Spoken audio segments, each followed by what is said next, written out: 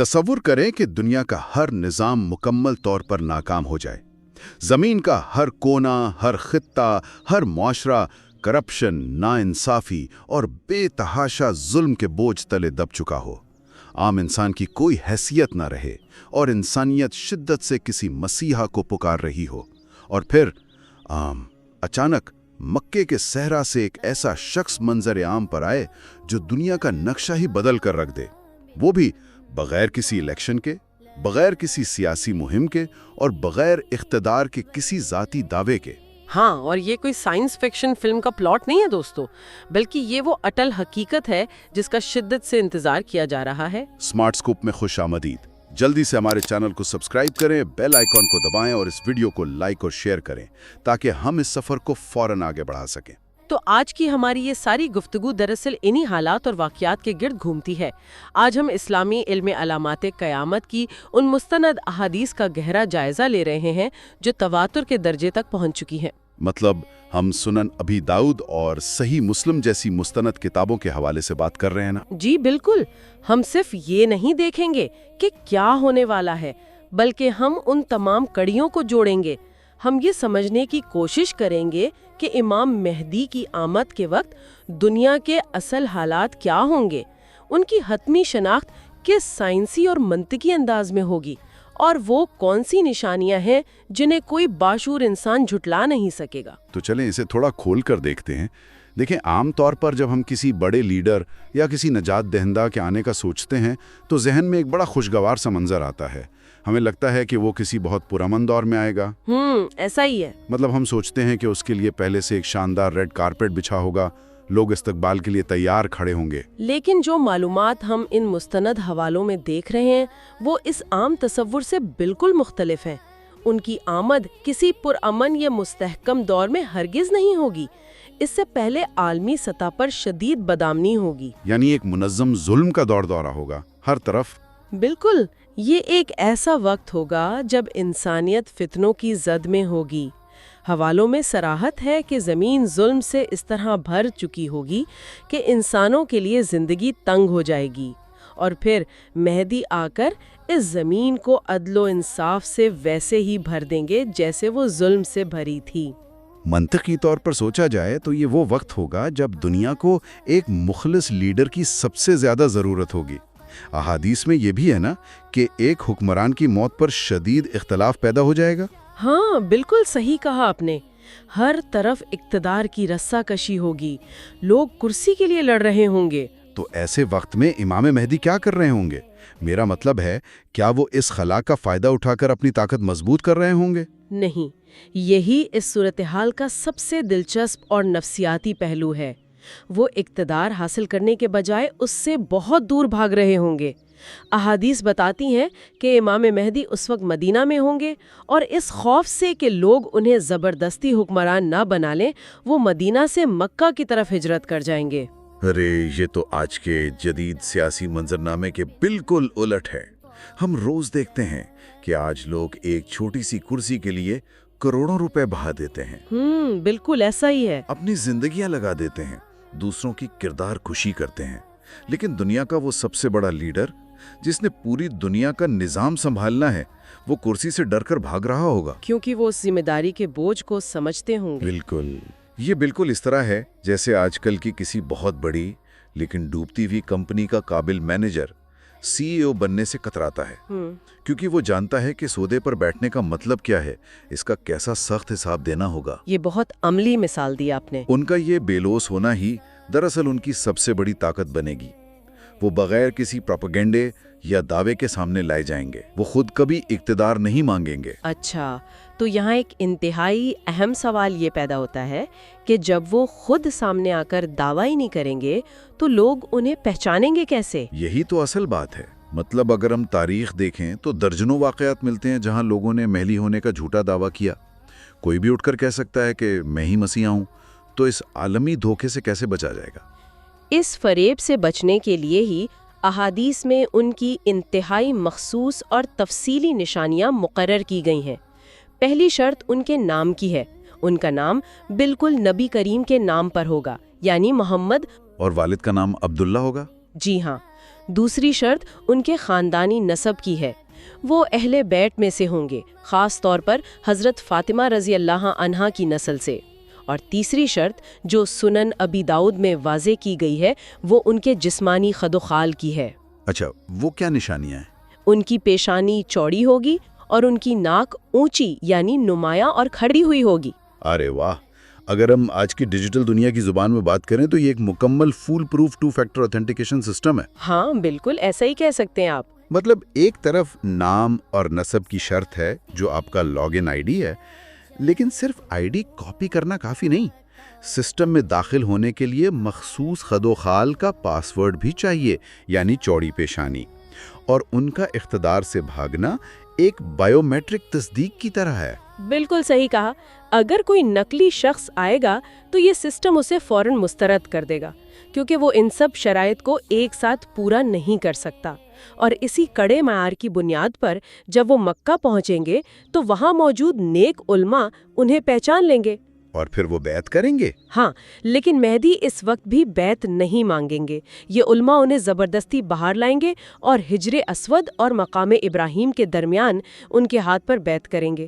یہ ان پر مسلط کی گئی بیعت ہوگی۔ تو ہم نے دیکھ لیا کہ ایک شخص جو لیڈرشپ نہیں چاہتا تھا اسے عالمی سطح پر روشناس کروا دیا گیا، لیکن اگر پریکٹیکل دنیا کی بات کریں تو جو ظالم عالمی طاقتیں دنیا کے وسائل پر قابض ہیں وہ تو آسانی سے کرسیاں نہیں چھوڑیں گی۔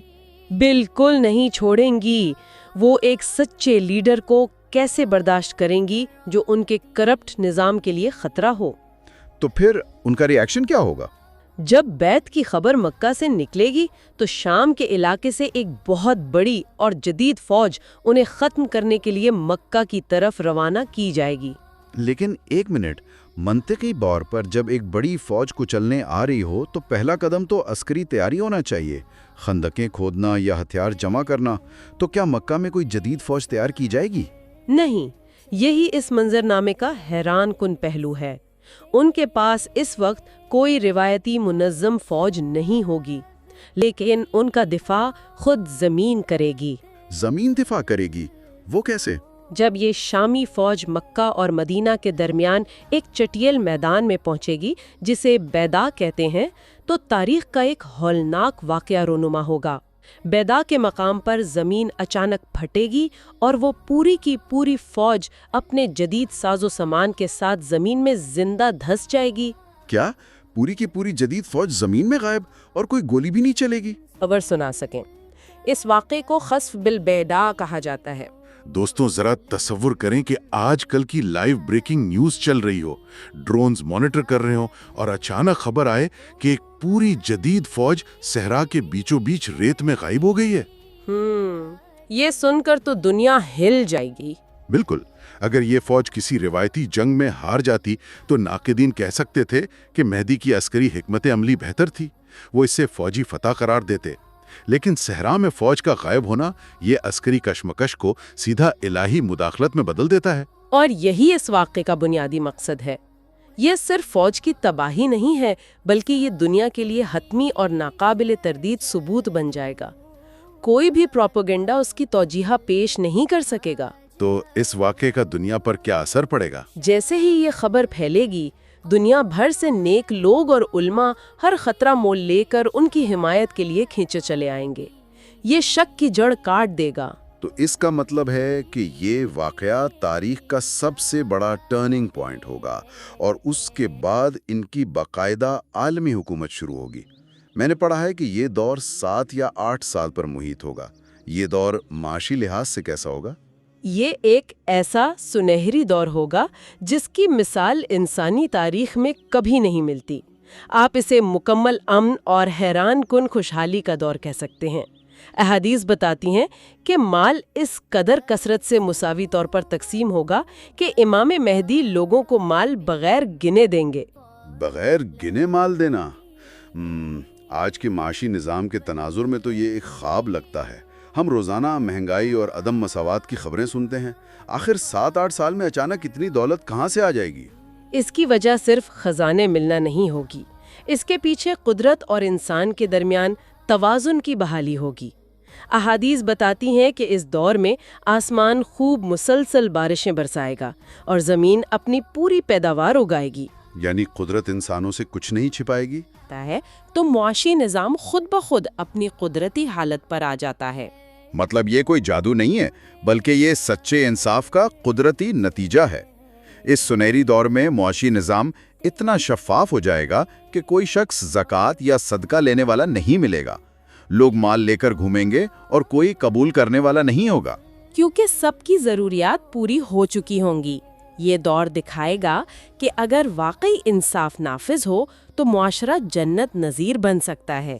لیکن تاریخ کا ایک اصول ہے کہ ہر اچھے وقت کے بعد ایک کڑی آزمائش ضرور آتی ہے، اور مستند حوالوں سے پتہ چلتا ہے کہ اس مثالی دور کے آخر میں انسانی تاریخ کا سب سے خوفناک فتنہ ابھرے گا۔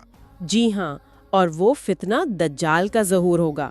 اس وقت حق اور باطل کی حتمی جنگ چھڑ جائے گی۔ صحیح مسلم کے مطابق امام مہدی اور مسلمان شام کے شہر دمشق میں دجال کے خلاف جنگ کی تیاری کر رہے ہوں گے کہ فجر کی نماز کا وقت ہو جائے گا۔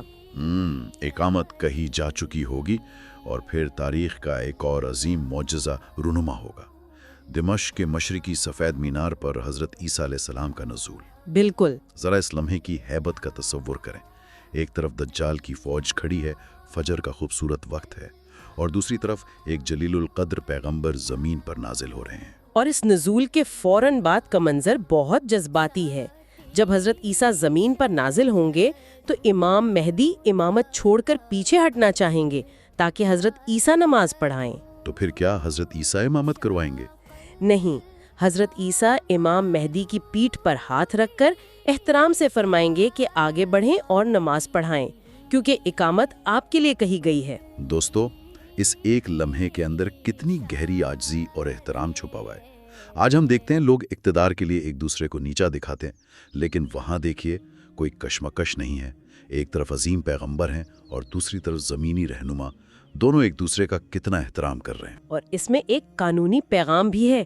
حضرت عیسیٰ کا امامت نہ کروانا اس بات کی دلیل ہے کہ وہ کوئی نیا مذہب نہیں لائیں گے، بلکہ نبی کریم کی شریعت کے پیروکار کی حیثیت سے اتریں گے۔ بعد میں وہ دجال کو ختم کریں گے۔ یہ تو واقعی بہت گہری اور تفصیلی بحث تھی۔ بالکل، لیکن اس بحث کو سمیٹتے ہوئے ہمیں یہ سمجھنا ہوگا کہ ان واقعات کا مقصد صرف حیران ہونا نہیں ہے۔ امام مہدی ظلم کے خلاف حتمی فتح کی علامت ہے، لیکن یہ آج کے انسان کو اس کی ذمہ داریوں سے آزاد نہیں کرتا۔ یعنی آج کے دور میں ہمارا کیا کردار ہے؟ اگر آج کوئی شخص ذاتی زندگی میں انصاف نہیں کرتا، اگر وہ اپنے محلے یا دفتر میں ہونے والے ظلم پر خاموش رہتا ہے، تو وہ خود سے سوال کرے کہ اس عظیم مارکے میں وہ حق کا ساتھ کیسے دے گا۔ مہدی کا ظہور امید ہے، لیکن انسان کا اپنا امتحان اسی زندگی میں جاری ہے۔ بالکل صحیح کہا۔ آج کی سچائی ہی کل کے طوفانوں میں کھڑے رہنے کی بنیاد بنتی ہے۔ دوستوں، اس تفصیلی جائزے میں ساتھ دینے کا بہت شکریہ۔ اگر آپ کو یہ معلوماتی سفر پسند آیا ہے تو سمارٹ اسکوپ کو سبسکرائب کریں، بیل آئیکن دبائیں اور ویڈیو کو شیئر کریں۔ جی ضرور شیئر کریں۔ جاتے جاتے دوستوں، ایک خیال آپ کے ذہنوں میں چھوڑے جا رہا ہوں۔